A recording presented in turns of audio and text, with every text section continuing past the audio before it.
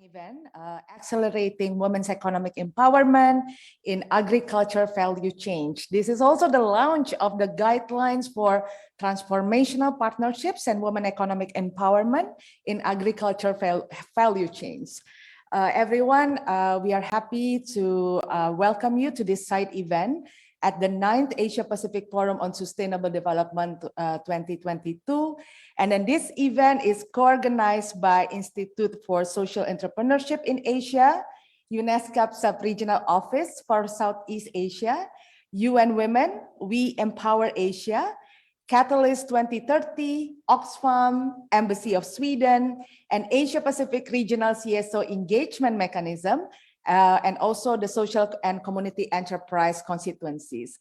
Allow me to introduce myself. My name is Wardarina. I work for Asia Pacific Forum on Women, Law and Development, or APWLD. I'm currently the Deputy Regional Coordinator. And then also we are the co-chair of Asia Pacific Regional CSO Engagement Mechanism, or APRSEM, which is a platform for civil society organization, or CSO, in Asia Pacific region to engage with different process at the United Nations. So this time APRSEM is also engaging with the APFSD. And then I have been working with rural, indigenous, migrant, urban poor women organization for feminist participatory action research in 8 countries. And then, like this issue, the women economic empowerment and gender equality is really my passion. So it's really happy to be here with all of you. I'm not going to actually take too much time, but let me just set up a context of why we are here today. It is very important that we understand that the relevance and importance of agriculture as a sector in the ASEAN and its member states were underlined when the COVID-19 pandemic threatened food security and livelihoods.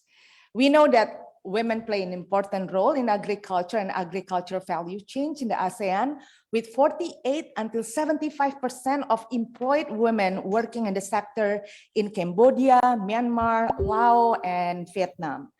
Data shows that 1/3 of the ASEAN workers in agriculture are women.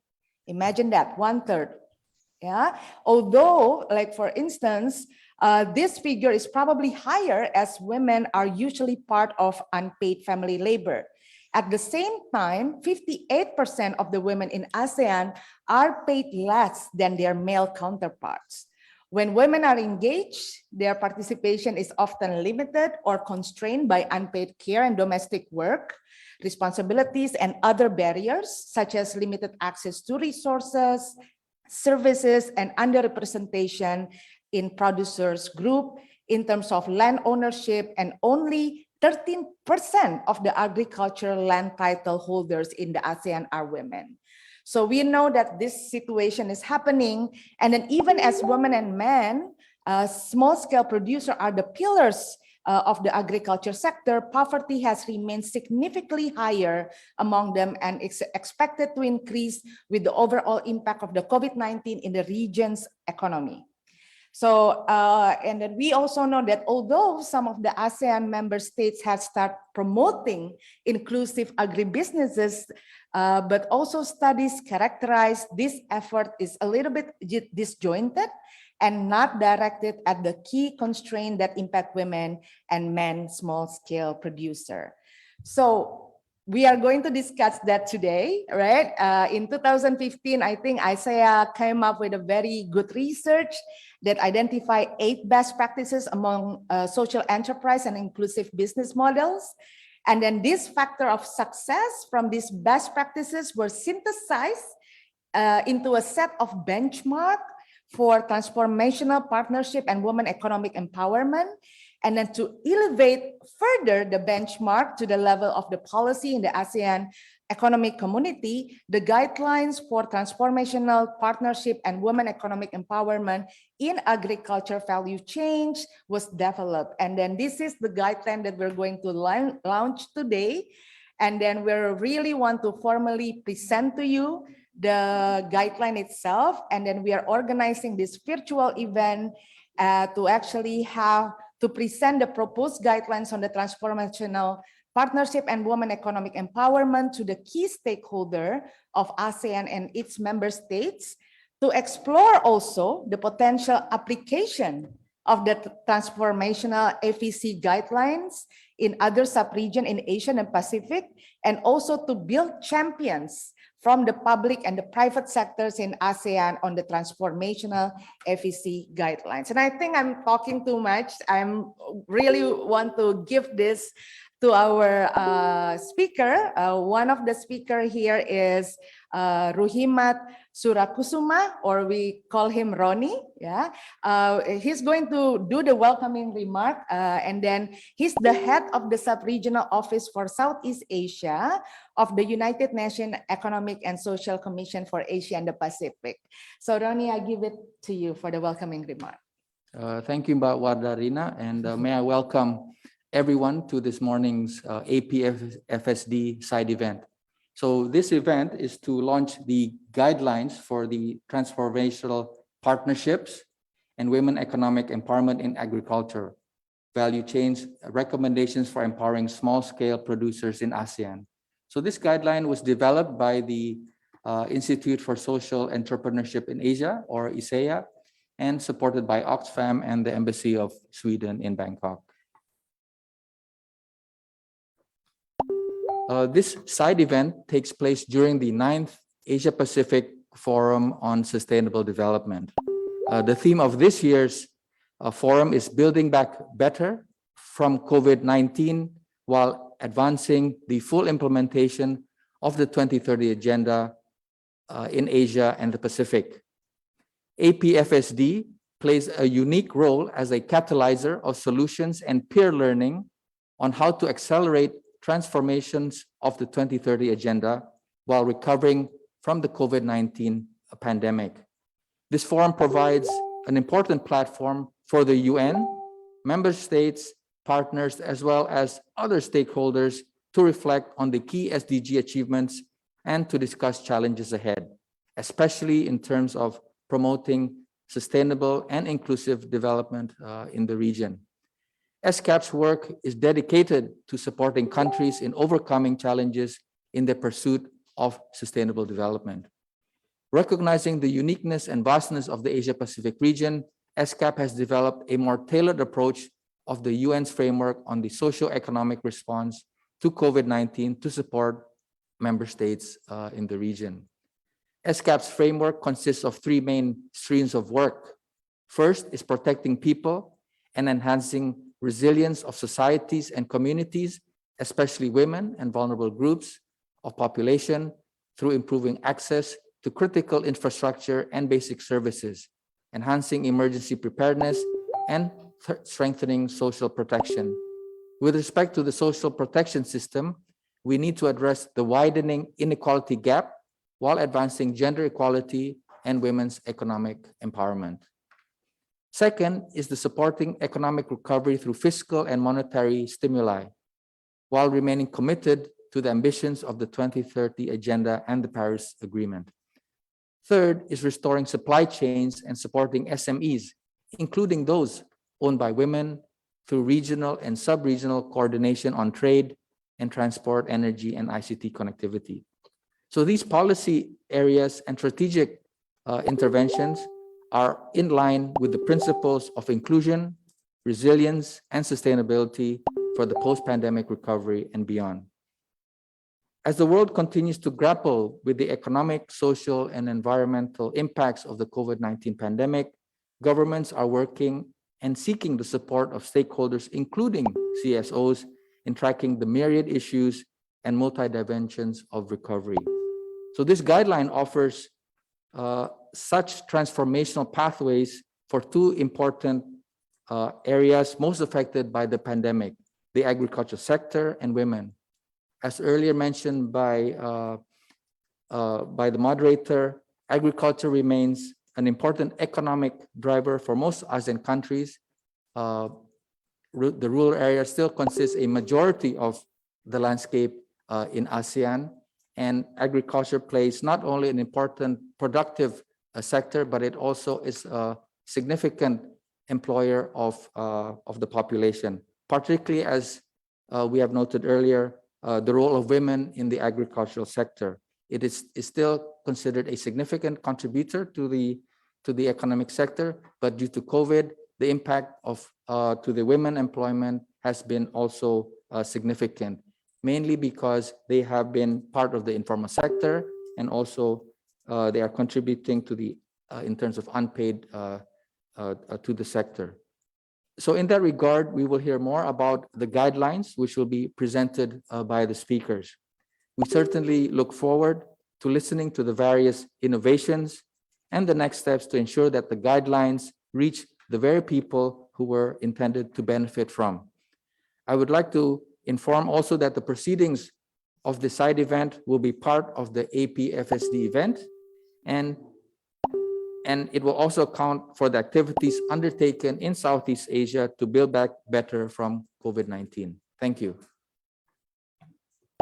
Thank you so much, Ronnie, for the welcoming remark. And then thank you so much also to highlight the issue of addressing the widening inequalities, including inequalities between men and women. And then we can probably hear more about that in our event today. Ronnie is also say something very important, which is like how the guideline offers transformational pathway, where we actually want to discuss about. One is on agriculture, and then the second one is on women. So we actually really want to start, but can I ask for one thing? Can everyone, we're going to have a photo session to start the day, so people are still very, very fresh, and then we want to make sure that we capture this moment of togetherness. Even for all of you who's online, can you please open your camera? Is that okay that we're doing it now? Yes, all right. So we're going to do it now. Please open your camera, everyone. And I think that we want to see Ronnie too. Okay, that's good. Yes, all right. And then we're going to take picture. I think we have several people. Okay. Okay, ready, everyone? 1, 2, 3.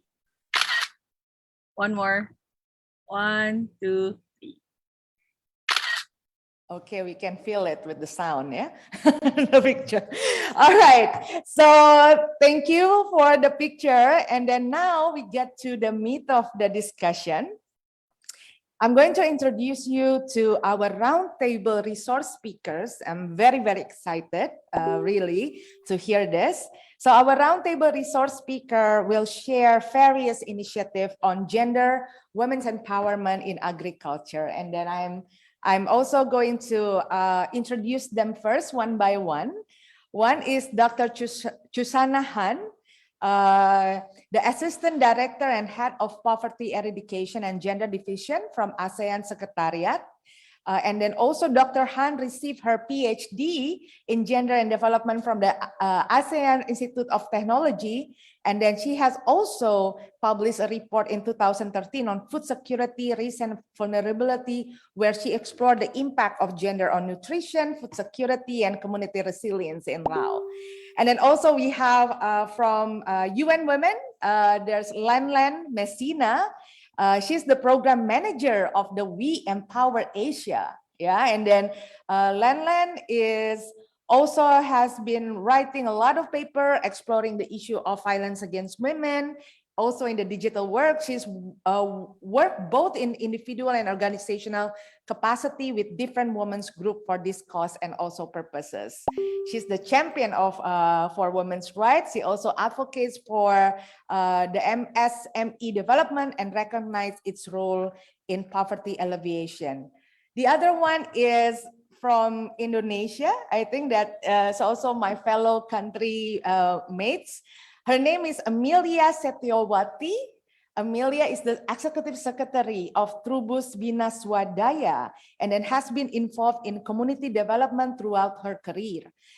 She has supported mainly the development of the microeconomic, agribusiness, and social enterprise. And then the last but not least, I want to introduce my friend, my colleague, Dr. Mary Lisa Dakanai. She's the president of the Institute for Social Entrepreneurship in Asia, and then also the one of the regional coordinating committee of the Asia Pacific Regional CSO Engagement Mechanism. Lisa is the founding president of the ISEA, Institute for Social Entrepreneurship in Asia, and also pioneer in social entrepreneurship education and research in the region. And then I think that we know that, Lisa, you've been awarded as Outstanding Social Innovation Thought Leader of the year 2019, and then that's amazing. So I'm really excited, really, for this amazing roundtable speakers.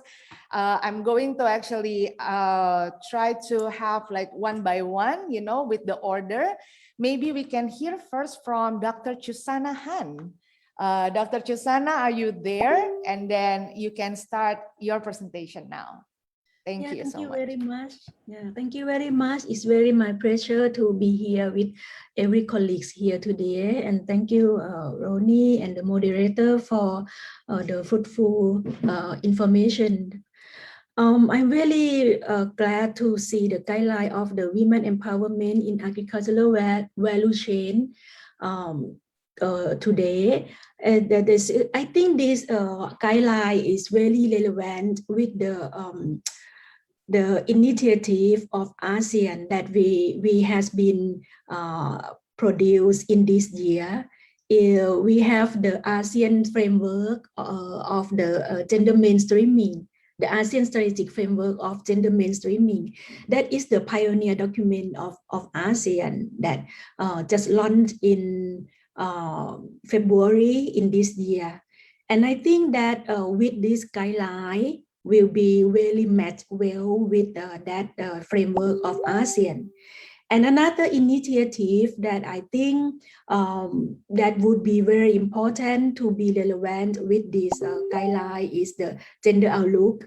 As everyone may aware, with the support also from the UN Women, ASEAN has produced one report on the gender outlook in the last year, and I think that is also the pioneer report, the first time in ASEAN to provide the multi-level of the disaggregated data in ASEAN, and I think that with this guideline, we will also produce the evidence-based data that could support into that. So that is very, I think that is very relevant. And also with this guideline, I have looked into, I have seen a lot of importance on the monitoring and evaluation tool that I think this is very important issue in terms of the gender mainstreaming. I would like to bring back with you mentioned, the moderator mentioned on my research in Laos on the food security. In that report, we found that when we have the training on the food security, and if the gender issue has not been integrated, so that would be very problem where it cannot be effectively integrate the gender issue in. When you provide the training to the women, but when they come back home, the one who decide the food on the table are the men. So this is the example thing that the gender analysis, the gender concern would be very important into the agricultural value chain. And again, another example, when I come to the Indonesia, I work with the renewable energy project, which funded by the Millennium Challenge account. And the findings is very important to me, what I found on the economic empowerment of women. That the project provide the solar PV and the electricity. So women have more working time during in the evening. So they do the weaving and the fabric can be sold in the market. But the one who bring the fabric to sell in the market mostly are the household head, who are the men. So the money or the income has not been come into the women. So I think this is a kind of the evidence-based data that I still really optimistic that this guideline will provide such of the gender analysis, evidence-based, and it will be really much relevant with the direction or the thing that ASEAN would like to see, in which we call gender outlook. We have the ASEAN gender mainstreaming framework in this year. So this is what I would like to present in my talking with this round. Yeah, thank you very much. Thank you so much, Dr. Chusana. And then I'm really interested also to hear about this ASEAN framework on gender mainstreaming, right? And then which is like just launched this year, February. And I hope that this guideline is also able to fit into the work of the ASEAN gender mainstreaming. You also mentioned very good point in relation how important it is to have gender analysis in the agriculture value chain. And then you mentioned something that is, I think, from your research on the access and control of women in terms of their resources, income, and etc., and household management. Thank you so much for raising that issue. Now we are going to move to another speaker. We have UN Women. I hope, Landon, are you there? I'm going to introduce again, this is Landon Messina, the program manager of the UN Women, that is going to talk about the women economic empowerment and agriculture value change. Landon, the floor is yours. Yes, good morning, Wardarina. Thank you. And thank you for having us here. My name is Landon Messina. I'm program manager for WeEmpowerAsia here in the Philippines. It is an initiative and program supported by the European Union, implemented in 7 Asian countries.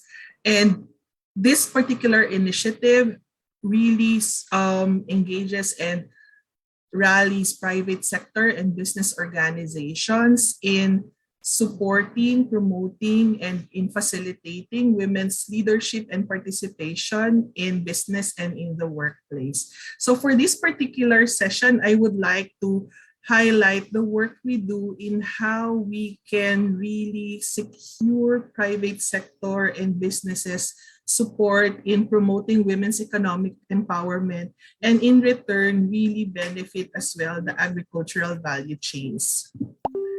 You have mentioned already earlier, Mardarina, the different challenges and barriers that women face in the Asia-Pacific economies. And I think these issues really are very much shared, not just here in the Philippines and in the Asia-Pacific, but globally, I would suppose. And yes, we are seeing really underreported figures in terms of the role and participation of women in the agricultural sector. And with that, I think the 1/3 that is reported could really be higher if we are able to register them properly, because they are, a lot of them are underpaid or invisible for that matter. Just to highlight that this really is an initiative that we hope we could, share and get different stakeholders involved, especially the private sector, because as women face barriers and as we continue to fail to recognize the different distinct needs of women, whether that's in the workplace or in businesses or in the value chains, this really continues to limit the opportunity of women to contribute to economic development.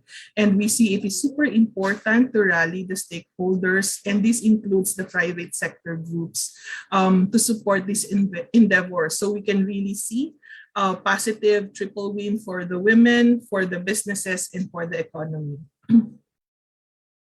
So we see that this could really be addressed, especially within the business sector and the private sector companies, by championing gender equality and women's empowerment. We always mention how it is super important for them to appreciate that it is a triple bottom line win for any company or private sector organization, for that matter, that they articulate commitment to women's empowerment and gender equality, because that shows their appreciation and acknowledgement of human rights.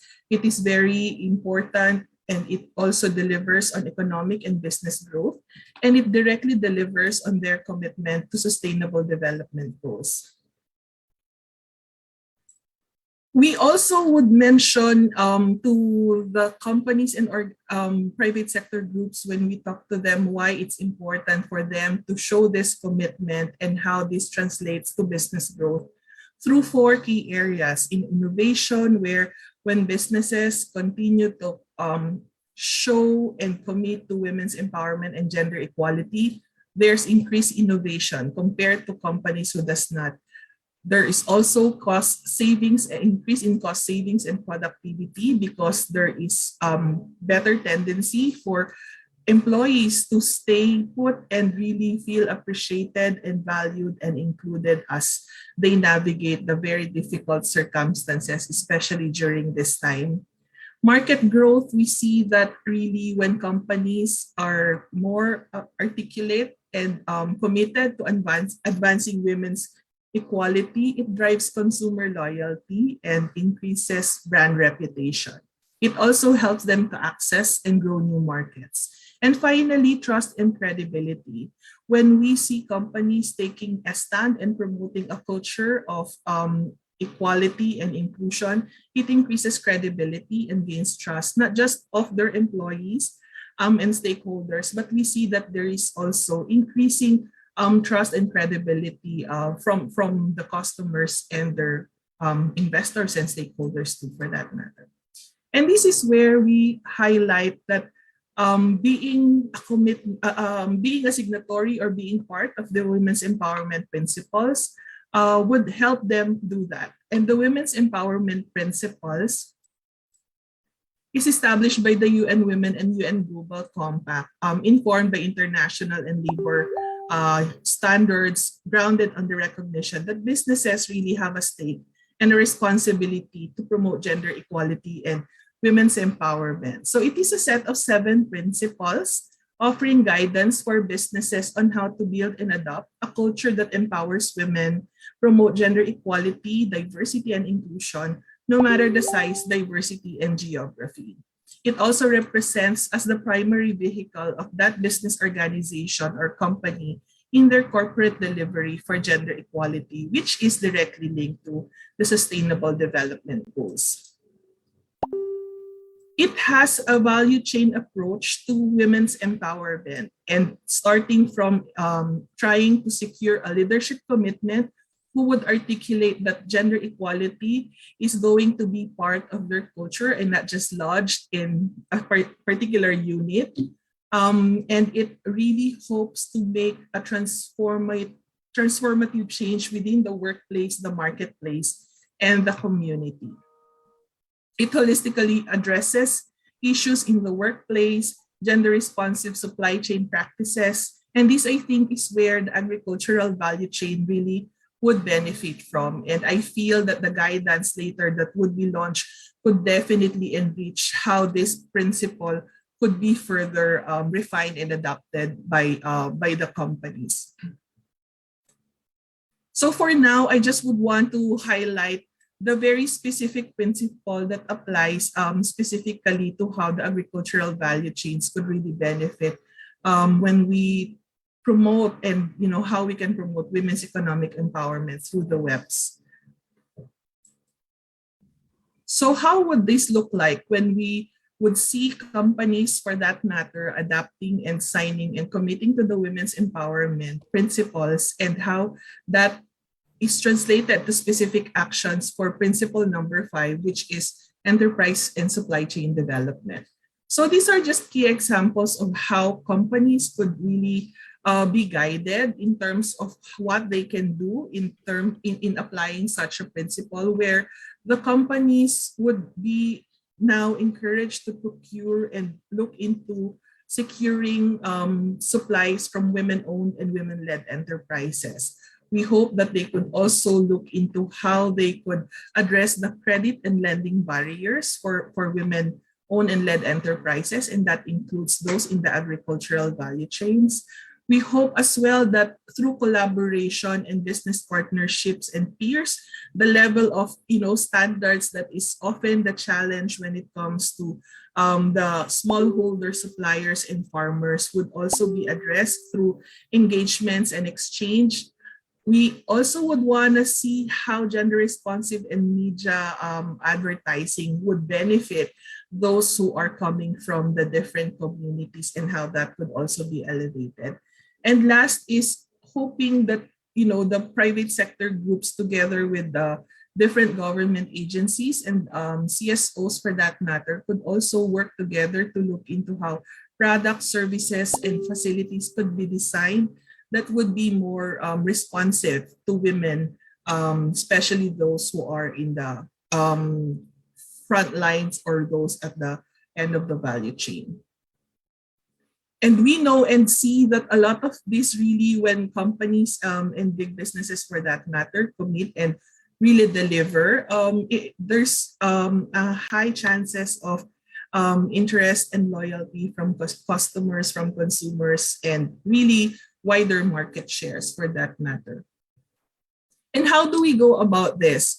Through this principle, we really encourage and invite businesses and private sector to go into a journey which we call the Women's Empowerment Journey. And that is really learning about how they can align the specific principles into their business operations and consider signing to this principle as their commitment, and then activate, meaning they would review and revisit, reflect on their own how and what they can do to improve and really ensure that they are addressing and delivering on the different gender equality framework that they would want to address, especially that those that are useful and applicable to their specific business operations. And of course, sustaining. We cannot expect companies to just sign and after that, nothing else. But we want to see them continuously engaged, working with different partners and stakeholders for that matter. So in the Philippines, we try to continuously build and sustain the community of WEP's signatories through different opportunities for visibility and communication, trying to get them to share their best practices and case studies. There is a lot of learning opportunities and sharing sessions within and among these organizations and businesses. And we offer to them access to different tools such as gender assessment tools and action planning tools. And we hope to, in the future, develop and implement joint programming with the different signatories. This is a list of the initial list of the signatories we have at the moment. Right now, we have 105 signatories here in the Philippines, and we hope more of them could come and that more of them could really make a difference in the area of agricultural value chains, where we could provide them guidance on how they can really support and help women's economic empowerment in this space. Thank you so much. Thank you so much, Landon, for your very, very clear, comprehensive presentation. I think it's really interesting, you know, to hear about the initiative of the Women Economic Principles, right? And then how we secure private sector and business in support of women economic empowerment. You mentioned about significant barriers that actually making the women not able to do their women economic empowerment. And then I hope that the principle you mentioned is also addressing those structural barriers that you mentioned earlier. Thank you again. And I now would like to go to our next speaker, which is very, very interesting. I know this organization before when I was in Indonesia. I would like to welcome Emilia Setyowati, the Executive Secretary of Trubus Bina Swadaya. Amelia, you can start your presentation. Hello, hello. Selamat pagi. Thank you, moderator. Selamat pagi. Early morning here. Thank you, ladies and gentlemen. I'm Emilia Setyowati from Bina Swadaya Foundation, and we have several cooperation with ISEA, and we already have a mini research with Trubus Bina Swadaya supplier, because Bina Swadaya is have an agriculture shop. Okay.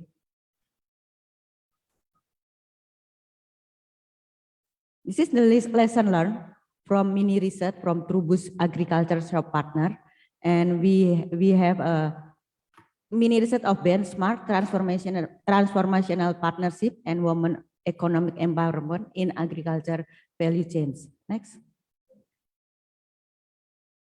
Next. Okay. The objective of the research is evaluating the agribusiness MSMEs on the benchmark of transformational partnership and women's economic empowerment in agriculture value chain in the gender perspective, and develop an action plan for the role as MSMEs as enablers related to women economic empowerment using the work indicator in BTPV in the agriculture value chain scorecard. The research held done on June 2021. Our respondent, there are 5 suppliers for us. Berkah Alam Raya is a goat compost and the leader is female. Nurtani Jaya, fruit plant seed, the leader is male. Musangking Tani, durian seed. Rizky Tani, and also Nurmala Tani. The highlight result is all of employee, male bigger than female, also the pay, male bigger than female, and for working days, male have the more than female. And how about the woman-friendly technology? There were no woman-friendly technology, and also land ownership for women, and they don't have. The research result that indicative rate of compliance with BTPV is, there are from Binaswadaya, but still low.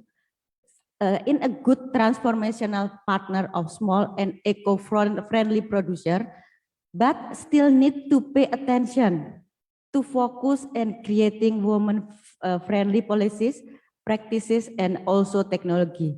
Binaswadaya is a social enterprise, and we gender become our mainstream, but we still have in the level of good transformational, not in the excellent transformational partner. Thank you, Lisa, to have this scorecard.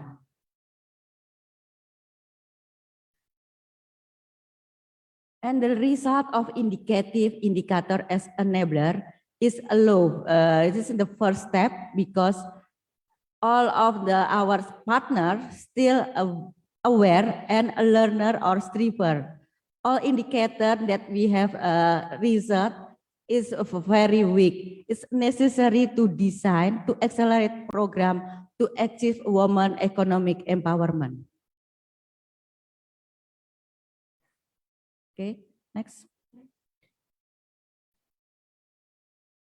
Yeah, what is the action plan? This year we have action plan to accelerate the program for women economic empowerment and women as a partner, not just a subject. And we have planning and assessment to improve the women economic empowerment.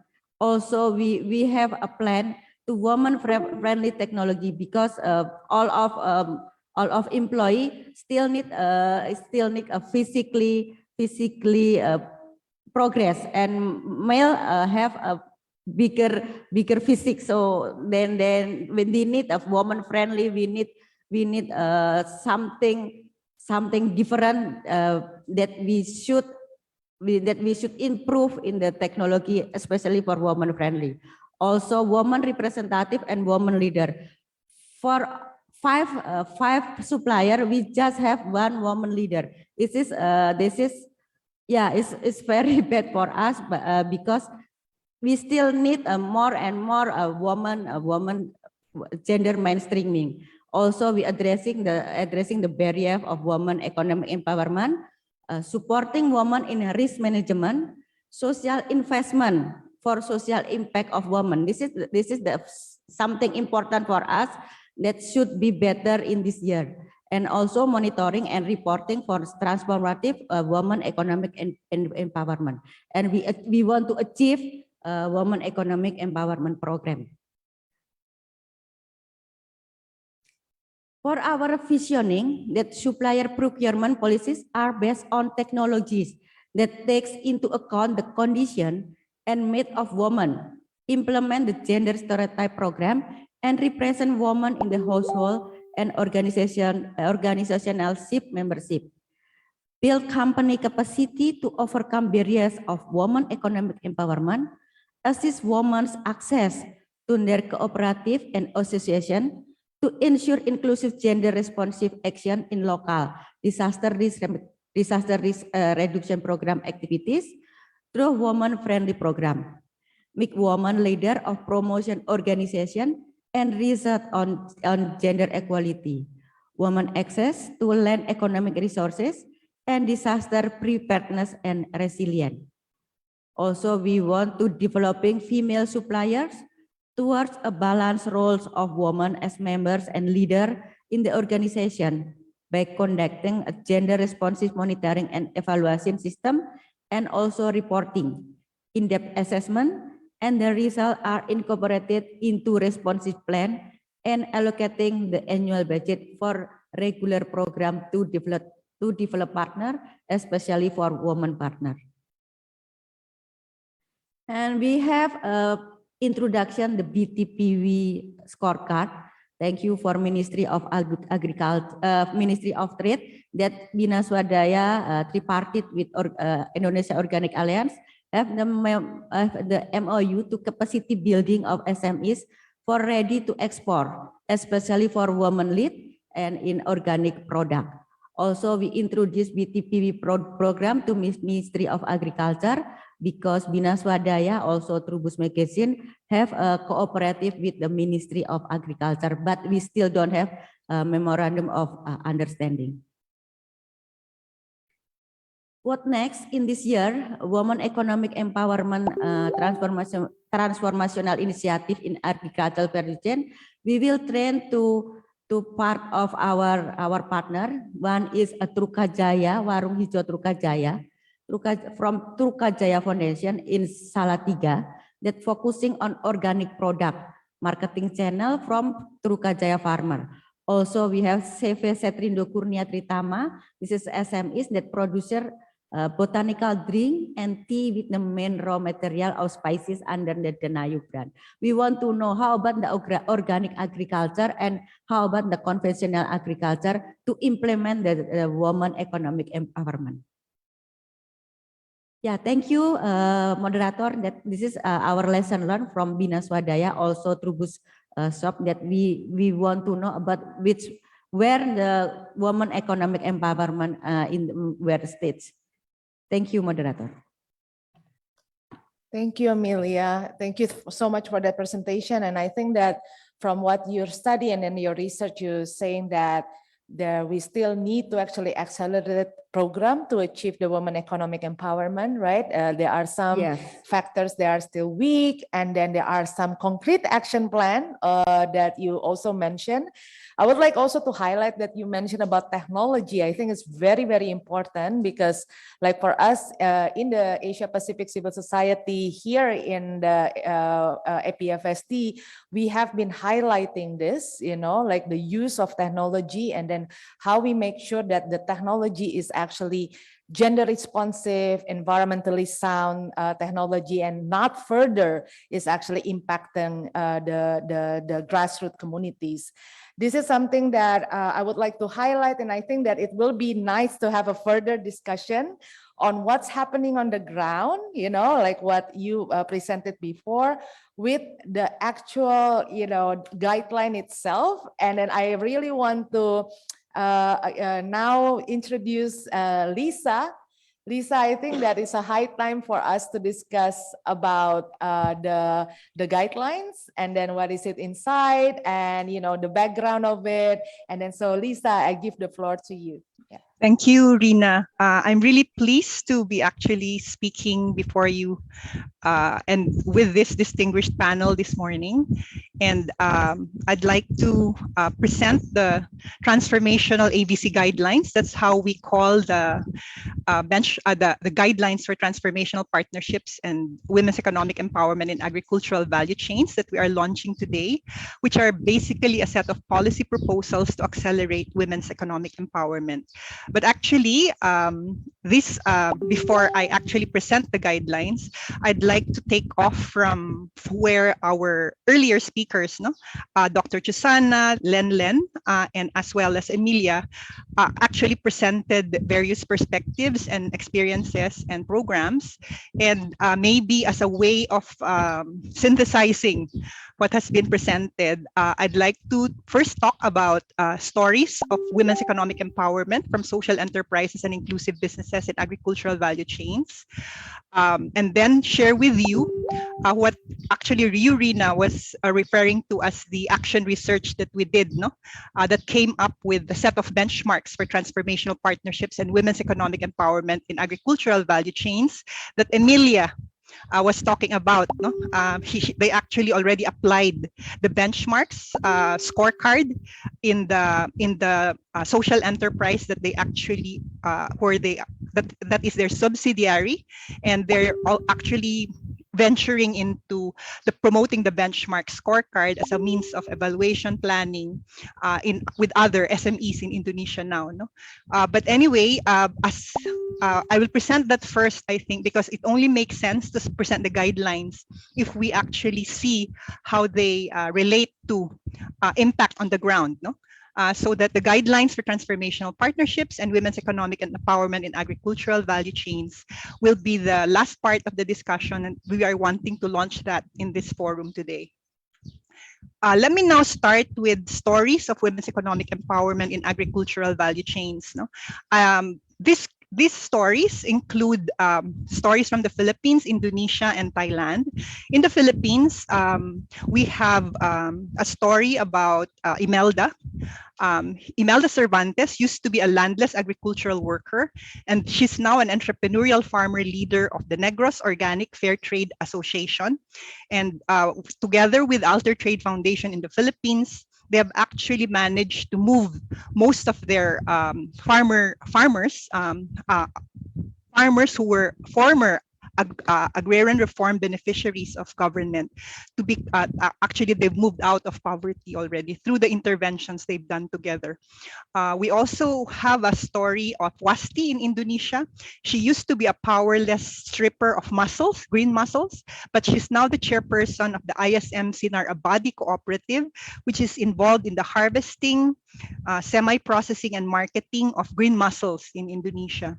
We also have a story of Pin in Thailand. She used to be an assetless fish vendor, but now she's the head of the fish processing and slicing group of the Fisherfolk Enterprise, which with the help of Oxfam was actually set up to harvest, process, and market a blue brand of seafoods. A blue brand of seafoods. Blue brand of seafoods is actually formalin-free and sustainably harvested seafood in Thailand. And last but not the least, we also have the story of Juanita Mamo, who used to be a voiceless indigenous woman in a male-dominated tribe, but through partnership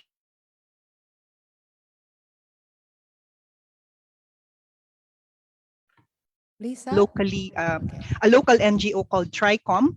They were able to set up the Sultan Kudarat Coffee Ventures Incorporated, and together with the KMDO, the Kulaman Manobo Dulangan Organization, which is actually where Juanita is the elected chairperson of the Council of Elders. They are actually engaged in the production, processing, and marketing of Kape Dulangan, which is their own brand of coffee to a growing local market. So these stories of empowerment came from our action research,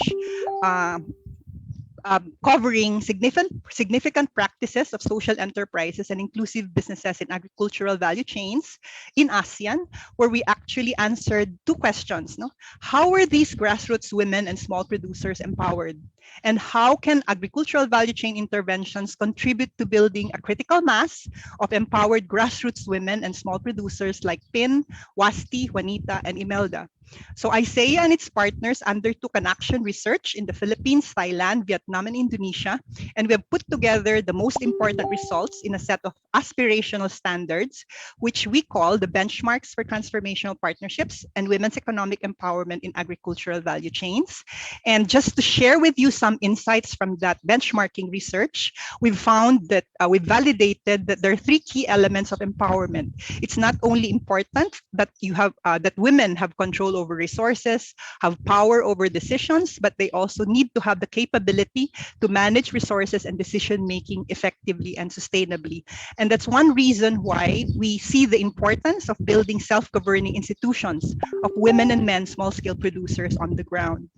Another important insight from that research is actually that the services provided to small producers of the successful interventions were 2 types, transactional services and transformational services.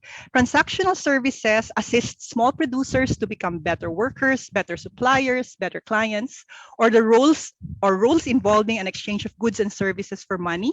And these are basically market-driven services. So for example, when a social enterprise or an inclusive business builds the capacity of women and men small-scale producers to improve the quality, quantity, and so that they can produce that quality and quantity that the market needs on time, that's actually a transactional service. But we've found that the other type of service that social enterprises and inclusive businesses provide their partners are transformational services. What are these? These enable small producers to become conscious agents of change, to improve their quality of life and that of their community, sector, and society as a whole. So these are primary stakeholder-driven services, and these examples of transformational services would include gender sensitivity trainings. It would include leadership development among women and men small-scale producers. The other insights that we gathered from this research was about why and how social enterprises and inclusive businesses directly engage small producers, because many times in value chains, women and men small producers are not directly engaged. But the reason why small social enterprises and inclusive businesses directly engage small producers is that it's a way of substantiating their social enterprise mission or desire to be an inclusive business. It's a way of addressing traceability and quality issues required by certain markets, especially those linked to sustainable consumption and production systems, and also as a requirement of development programs in agricultural value chains, that actually require them to engage directly with small producers in order for them to avail of the resources from agricultural value chain programs. Also, small producers are able to provide the needed quality, quantity, and delivery requirements of the market when they're effectively enabled to do so with a combination of adequate inputs, appropriate technology, and community-based innovations. And lastly, that the best supplier communities are those that are organized into self-governing producer organizations that have achieved high levels of empowerment. Also, in relation to why and how women small producers are engaged, we have actually found in the research that women small producers are playing various roles in agriculture and agricultural value chains, but as has been mentioned by our earlier speakers, they are actually usually not recognized or invisible. They are unpaid or underpaid, and when they are engaged, their participation is constrained by systemic barriers, including their responsibility for unpaid care work, so that many of the engagements with women small producers fail sometimes because they're well-intended but have unintended negative impacts because gender is not actually taken into account. And we actually saw how Dr. Chusana said her research in Laos actually did this. And of course, the last insight that we saw in the research is that non-engagement of women usually leads to loss of opportunities and also opportunity costs. Now, from this, the insights that we gathered from the action research of the best practices of women social enterprises and inclusive businesses that have made a significant impact on women and men small-scale producers, we put together these benchmarks for transformational partnerships and women's economic empowerment in agricultural value chains. And we've found that agricultural value chain interventions that have had a significant impact in transforming the lives and livelihoods of women and men small-scale producers are those that pursue strategic partnerships with them and actually exhibit 8 elements. The first is that they actually provide appropriate technology and community-based or oriented innovations. Second, they engage the women and men small producers so that they're able to move up the value chain, so that they're able to have a more substantive share of the value created in the value chain. So, for example, in the coffee value chain that I shared with you, the Bota Central is actually assisting them to move up the value chain to become marketers of their own brand of coffee, so that they get the more substantive value created in the chain. And then third is that they actually promote diversification of sources of income as well as diversification of products in the farm. And this is actually leading to food security and resilience among women and men small-scale producers. The fourth has to do with the empowerment of small producers, and I did share with you already the importance of self-governing institutions as an element of success. The fifth is about engaging the women and men small-scale producers so that they become stewards and actually stakeholders of sustainable consumption and production. Emilia was actually talking a lot about organic agriculture and other sustainable agriculture practices on the ground. And then the sixth has to do with a combination of transactional as well as transformational services being provided to the women and men small-scale producers. So it's this combination that's important and not just one or the other. The seventh main benchmark is about women's participation and empowerment, and this is throughout all the value chain functions, and value chain governance systems. The eighth is about measurable outcomes of transformation, that the significant practices or the best practices actually are able to measure their outcomes of transformation at the level of women, small-scale producers, their households, their communities, as well as the economic value chains that they are engaged in. So having said this, I'd like to share with you the scorecard that we actually created. And this scorecard, Emilia mentioned this. This is a set of we developed 3 scorecards. One, a scorecard for program implementers of agricultural value chain interventions, a second scorecard for social enterprises and SMEs, and a third scorecard for agribusiness corporations. These scorecards are meant to assist as evaluation, planning, and monitoring, as well as learning tools. And we've translated the 8 principles, the 8 success factors, into a scorecard of 100 points. And Emilia was talking about how they use this scorecard to actually evaluate their practice of women's economic empowerment and transformational partnerships with the women and men small-scale producers in their value chain. And they've actually discovered that they were WEE aware, and they were wanting to go into interventions that would make them not only aware, but also transformational enablers of women in agriculture, in their agricultural value chain.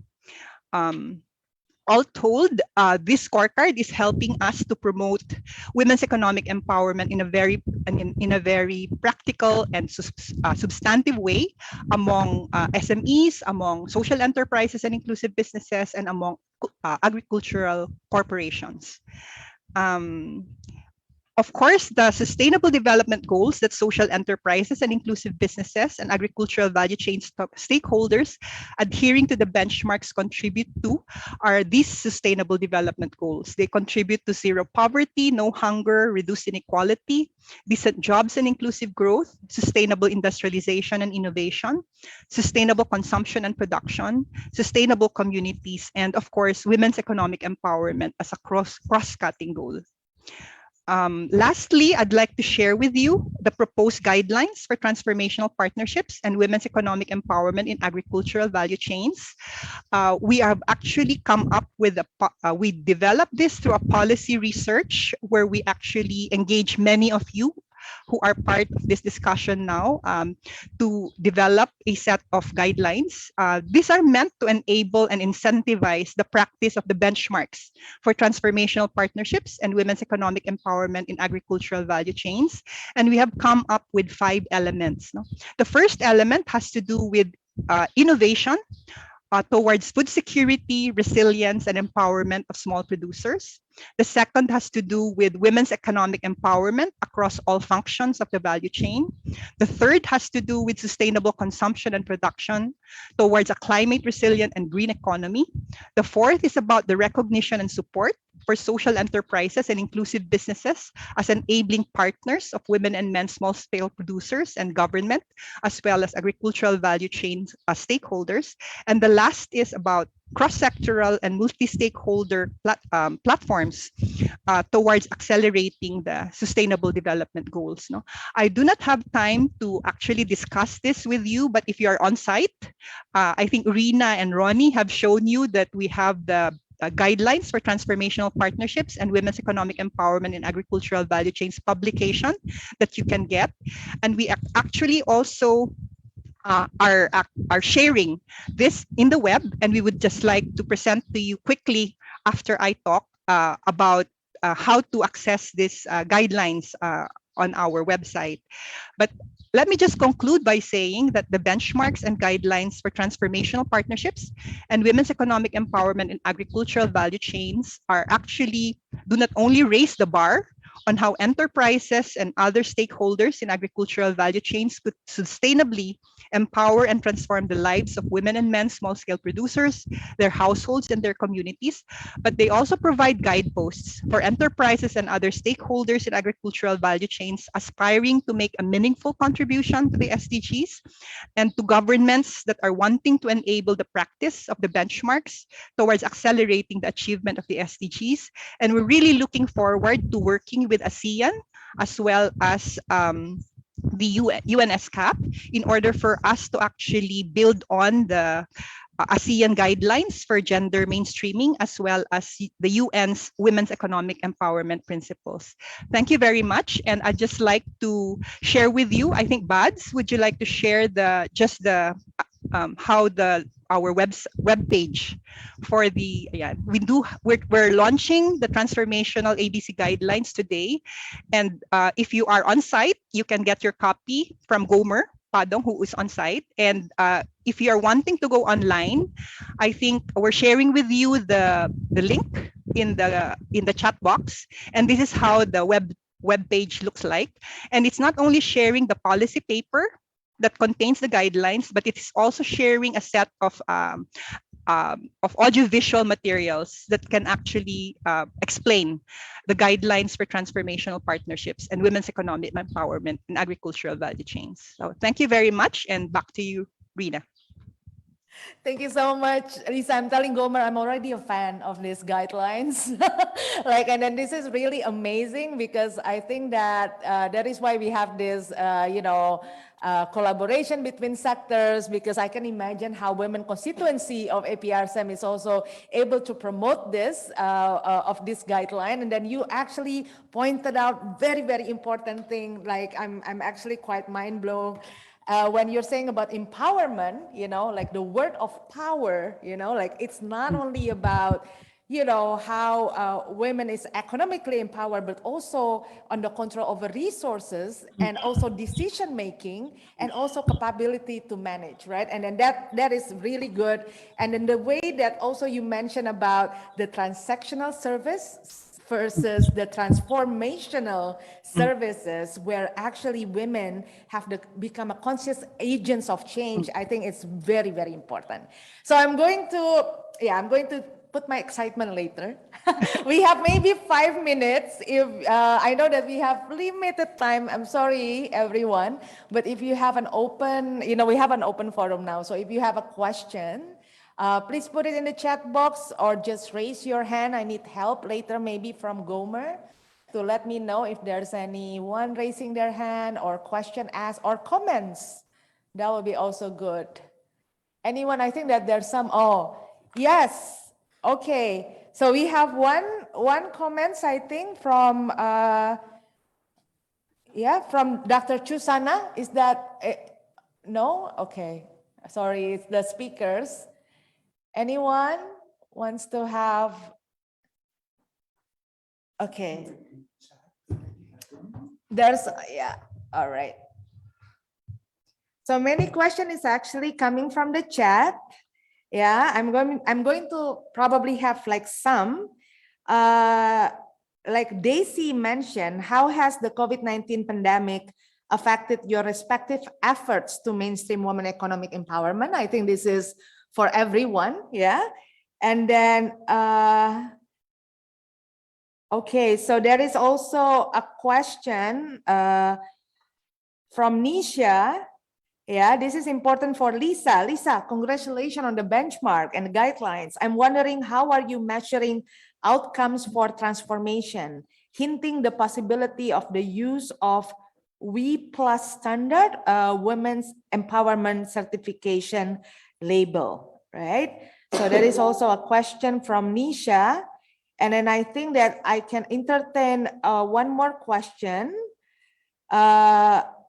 Yeah, I would say that again, another question that we can actually choose is for UN Women, are there any opportunities for UN Women to support or provide technical assistance to Asia Pacific country governments in developing policies and programs that are aligned or consistent with the transformational AVC guidelines? This is a question for Landon, while ensuring they are appropriate to the country's context.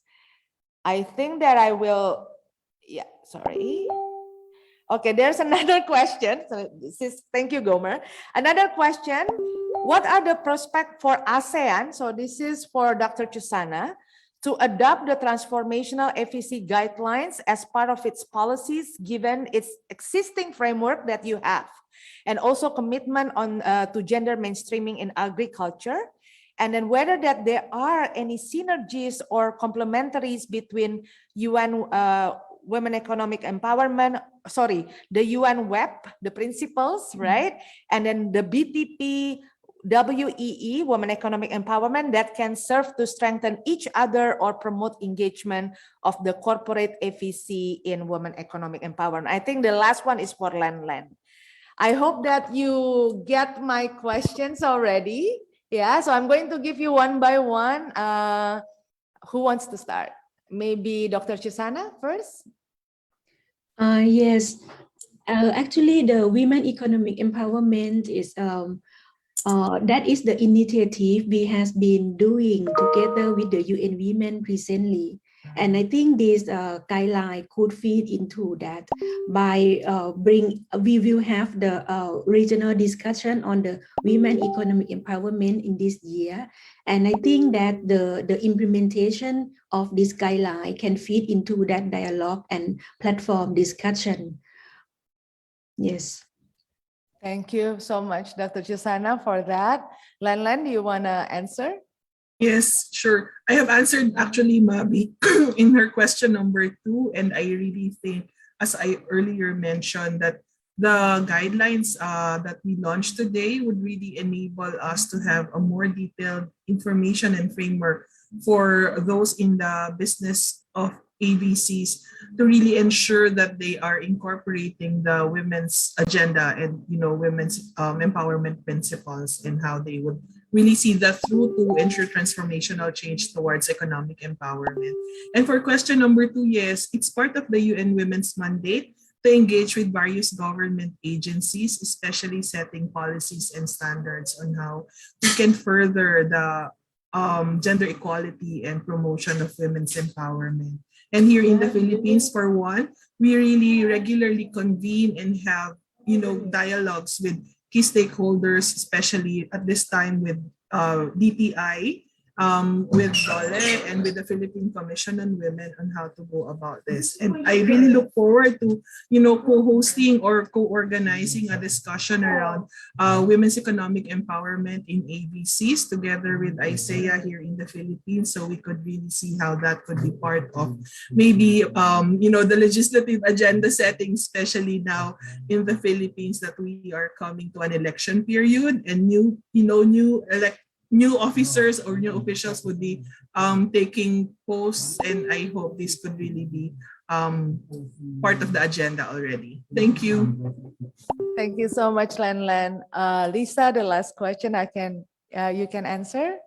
Yeah, this is about the COVID-19 impact, Rina. I noted that. Yeah, actually, we all companies, I think, are reeling from the negative impacts of COVID-19, and because of that, some of the agribusiness corporations that have actually committed to practice the benchmarks have actually withdrawn their commitment because of their priorities. No, their priority is to recover from COVID-19. So we've had some setbacks, and I think that's the reason why governments need to provide incentives for corporations and for SMEs, as well as social enterprises and inclusive businesses, to practice the benchmarks at this point, because I think they're good guidelines not only for inclusive recovery but also for building back fairer. Yeah, and it's a way of accelerating the sustainable development goals as you recover. Yeah, and actually about the question on how do we measure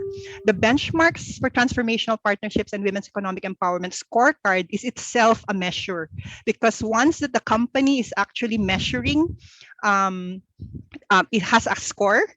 It actually shows if they are a WE aware, WE responsive, or a WE transformative company. Yeah. So the benchmark scorecard is itself a measure, but we are open to working with others who have other measures that could be useful for promoting women's economic empowerment in agricultural value chains. Back to you, Rina. Amelia, just one last, maybe the impact of the COVID-19. If you have anything, yeah, go ahead. Amelia, you're still muted.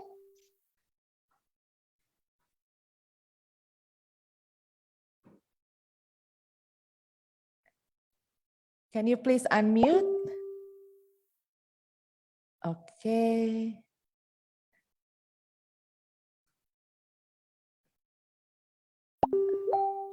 Okay, there's an okay. Now I can hear you. Amelia, go ahead. Oh.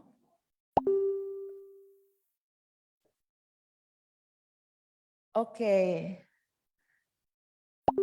I think we have some technical issue with Amelia's mic. I'm really sorry, Amelia. Maybe we cannot hear you, so you can probably put your answer in the chat, if that's okay. Yeah, I hope that, yes, thank you so much. So I'm also really mindful also about the time. I think this is really amazing presentation coming from different initiative for the women economic empowerment, also from ASEAN and then UN Women, and then the latest one on the guidelines, and also Bina Swadaya. We are very, very happy to, and then now I'm going to give it to the last speaker that we have, Ashley. We have Ashley Aarons from GRAISEA team leader. So Ashley is a market system development and private sector engagement specialist with a particular focus on agriculture markets, right, Ashley? He has managed and supported a complex economic development program around the world.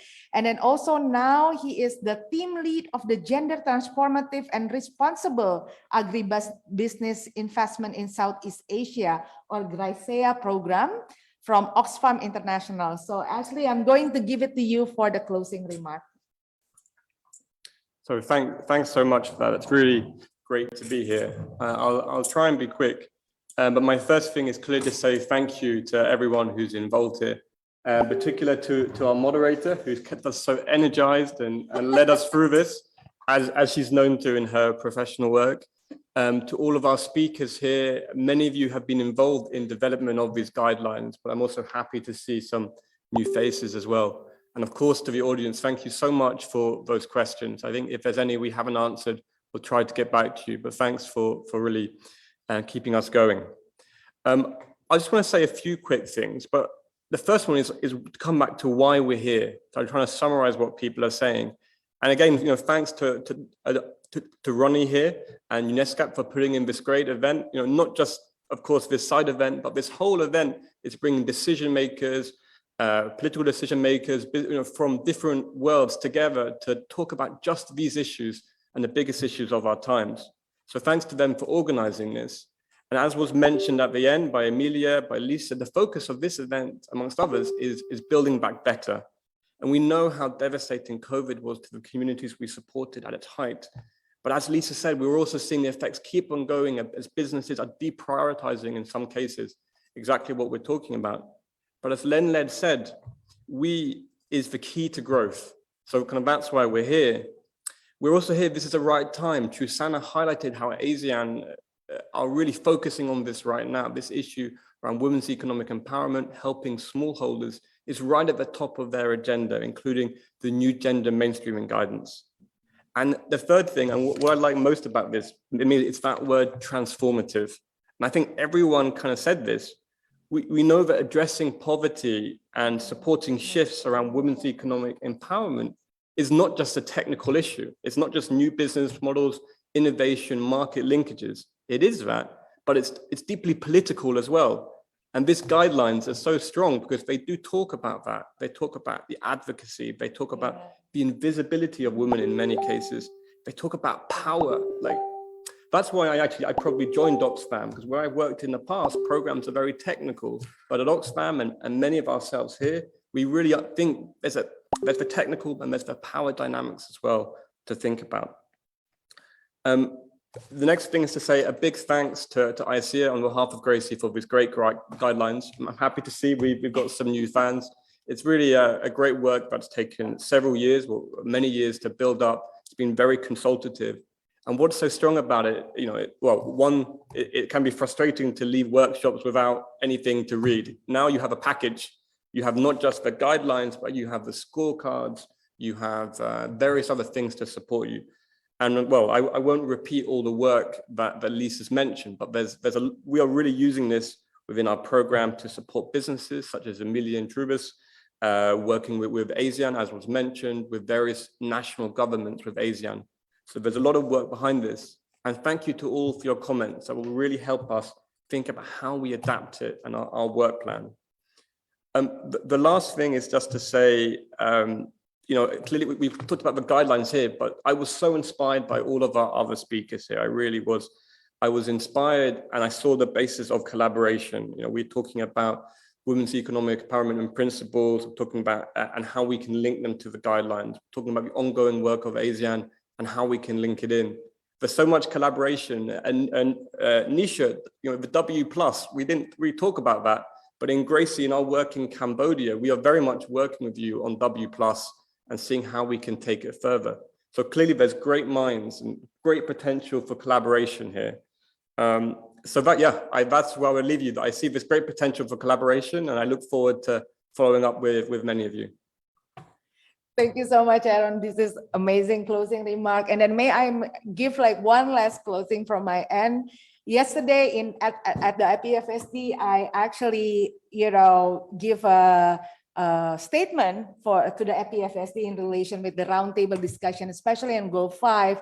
And I said there is actually when we're talking about women economic empowerment, which was highlighted, it needs to go beyond the idea of that women are economically empowered only when they have the agency to compete in the market. That's not what we meant.